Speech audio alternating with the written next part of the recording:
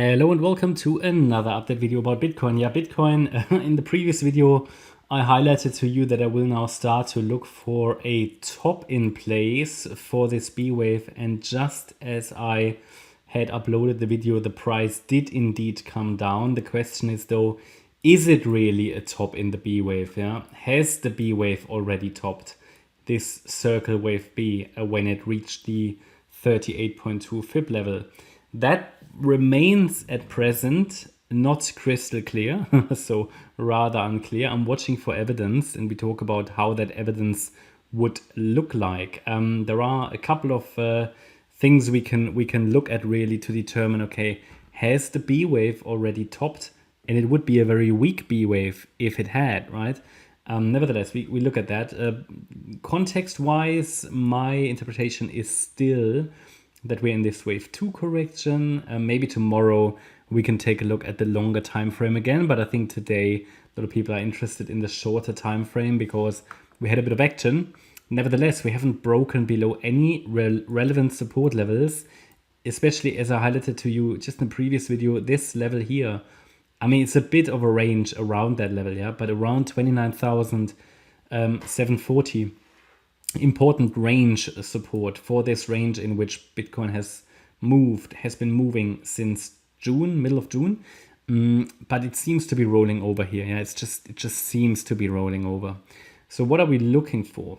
First of all, we assume that a wave 1 topped here on the 13th of July. We're now coming down in this wave 2 correction. The wave 2 is an ABC structure. A wave could have bottomed here on Tuesday. The B wave, okay, might have topped today, but actually I would prefer a higher B wave. But nevertheless, it did what it needed to do. Minimum expectations, yeah. It reached the 38.2 fib retracement. It is a 3-wave move. I mean, it doesn't need to do much more. That's why I highlighted B waves can be very short. They can also be very long, very hard to forecast. And we could then come down in the C wave. Or it just produces a more complex B wave in an A, B, C structure. Absolutely possible. And then we come down. They are the two possibilities looking at this, generally this primary scenario.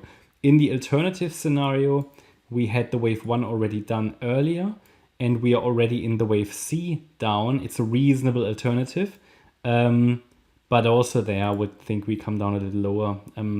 I don't see any evidence for that. It's just my alternative that we are creating a larger C wave here. Yeah, but let's not focus on that until we get more evidence about that. It will just be too complex. What is important now to establish, okay, what do we need to know?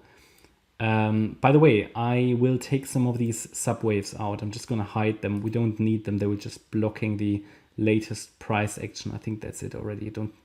Okay, the idea is, oh no, I take that out as well. These 5, I don't need them. Okay, it's just enough to show the A wave and then get a little bit more detail for the B wave. So if we say, okay, the A wave came down in 5 waves. It did what it needed to do. We were then looking for a B wave somewhere from this region. It was surprisingly short though, the B wave. But yeah, you can see that here we made a 3-wave move up. The B wave doesn't need to do more. I've got now ABC in wave B. I've got the end of the B wave here with the question mark. So the C wave of wave B. So it could certainly be here, yeah. When do we know that? Okay, so there is rarely certainty in financial markets, but there are certain levels that would confirm that. So what we need to see is a 5-wave move down. I think we have a reasonable 5-wave move down already.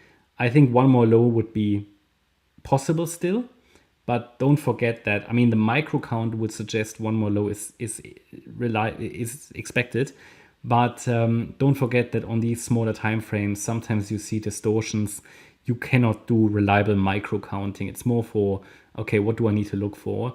And sometimes you just don't get that last low. So when you know that, you can be watching for a low already now. So we know that if we get 5 waves down, again, I think we have 5 down already. Maybe one more low would give us clearer 5 waves down, but it already looks like a first impulse down.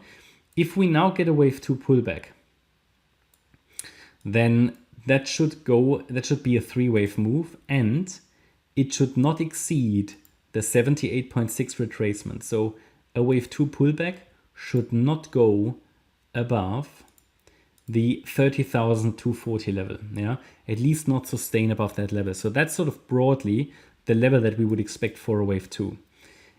Price has 5 waves down potentially. I need to see a pullback into this wave 2. And it needs to be a corrective move, and it needs to stay below 30,242. If we then see a breakdown from the resistance area, that would be additional evidence that we have already topped here in the B wave. And if we then break below the low of the wave 1, which is currently 29,560, then we have all the confirmations we need. That is still not certainty, but it means confirmation that we are in the C wave.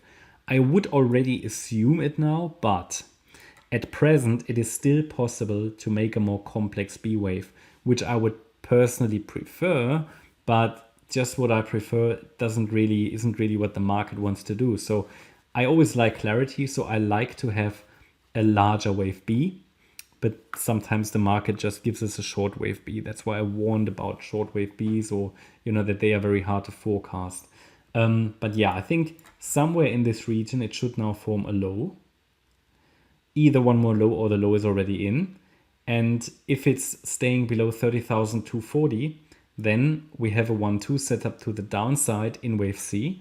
If it breaks above 30,240, yeah, I think then we still have a B wave. Yeah, I think then we still have the B wave, and it just formed a more complex B wave. So that's, I mean, what are we talking about? We're talking about just the micro count here now, right?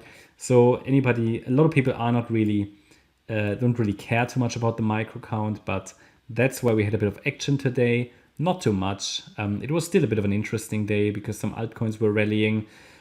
Just when everybody got too bullish, Bitcoin dumped again. And that could be the beginning of the C wave. But again, I would just prefer a little bit of a stronger B wave. But market doesn't need it. It did already what it needed to do, the minimum. Okay, yeah, that's my update about Bitcoin. And then, by the way, before we finish, price should then come down here into this region. And if the B wave has already topped, then the target for the C wave should take us. The first target is 28K. I measured that earlier. That's the 100% extension. It's just another interesting level to watch in the support region. But when we have more clarity, we will talk about that a bit more. Yeah, I hope you liked the update. If you did, please hit the like button, leave a comment and subscribe. And if you really like the content, then please check out the channel membership. Thanks a lot for watching. Bye-bye.